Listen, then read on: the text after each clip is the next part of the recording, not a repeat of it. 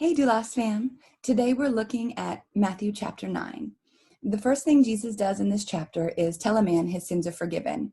Then he goes and eats and disciples those that are considered sinners and not reputable during that time. But Jesus makes it a point to say that you don't help those who think they are righteous. You help those that need mercy and are willing to humble themselves to God, unlike the Pharisees at that time. We need to reach out to others that need Jesus, especially those who are hurting and not following his ways.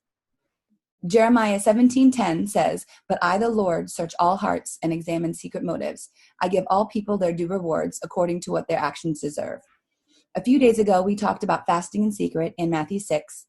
The Pharisees would be public about it and point to themselves instead of to Jesus. They would look gloomy and woe is me to show that they were fasting. Jesus makes it a point to say that the old doesn't work with the new, it just destroys it when talking about the wineskins. He also says, do wedding guests mourn while celebrating the groom? Of course not. He's saying to be joyous when fasting and not gloomy like the Pharisees. There's a time for fasting and not just to do it often for display. Jesus shows us faith and healing 5 times in this chapter and 4 times in chapter 8 yesterday.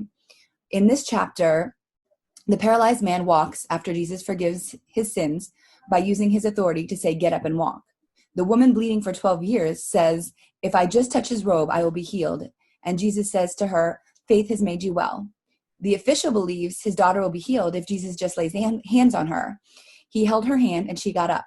The 2 blind men asked for mercy because they couldn't see, but they believed Jesus could heal them. Jesus tells them, because of your faith, it will happen. And they could see. And lastly, Jesus casts out a demon from a possessed man. At the end of chapter 9, Jesus saw that many needed a shepherd because they were lost and confused. He asks his disciples to pray for more workers to do as they do, speaking with authority, praying, healing, and casting out demons. We too have this authority if we are believers of Christ. He is asking us to be those workers and reach the lost and hurting, and even those who need physical healing.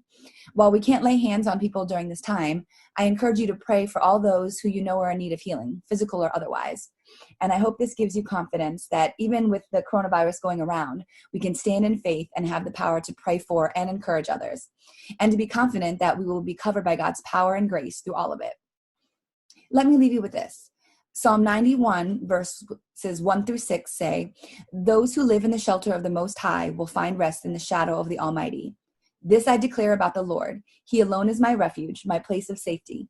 He is my God, and I trust him. For he will rescue you from every trap and protect you from deadly disease. He will cover you with his feathers, and he will shelter you in his wings. His faithful promises are your armor and protection.